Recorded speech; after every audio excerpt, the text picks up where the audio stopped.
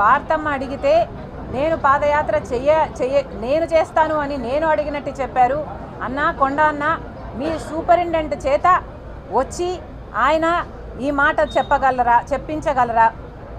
మీరు మీ దేవుని మీద మీ బిడ్డల మీద ప్రమాణం చేసి జరిగింది ఇది అని ప్రమాణం చేయగలరా మీడియా ముందర? నేను ప్రమాణం చేయగలను జరిగింది అది కాదు అని. నేను పాదయాత్ర చేస్తాను అని నేను ఎప్పుడూ అడగలేదు. నన్ను కోరితే నేను ఒబ్లైజ్ చేశాను తప్పితే ఇది నిజం కాదు అని నేను నా బిడ్డల మీద నా దేవుని మీద ప్రమాణం చేసి చెప్పగలను. ఇదే స్థాయిలో మీరు చెప్పగలరా? నేను నా భర్త పోయి అక్రమంగా డబ్బులు సంపాదించుకోవాలి అన్న ఉద్దేశంతో మేము జగన్ రెడ్డి దగ్గరికి వెళ్ళి మేము అడిగినట్టుగా మీరు చెప్తున్నారు. మీరు అక్కడ ఉన్నారా? మీరు అది ప్రూవ్ చేయగలరా?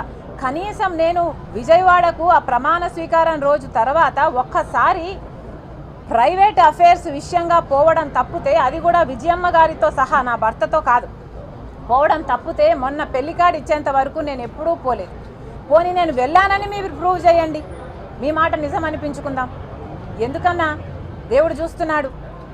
మీరు నిజాలు నిక్కచ్చిగా చెప్పేట్టుకుంటే మీ విలువ పెరుగుతుంది. కానీ ఒక ఆడపిల్ల మీద అబాండాలు ఇలా వేస్తే, రాజశేఖర రెడ్డి బిడ్డ మీద మీరు అబాండాలు వేస్తే ప్రజలు గమనిస్తున్నారు. దయచేసి ఇలాంటివి చేయకండి. నేనుగా నిస్వార్థంగా పాదయాత్ర చేశా. నిస్వార్థంగా జగన్మోహన్ రెడ్డి గారు ముఖ్యమంత్రి కావాలని కోరుకున్నా. ముఖ్యమంత్రి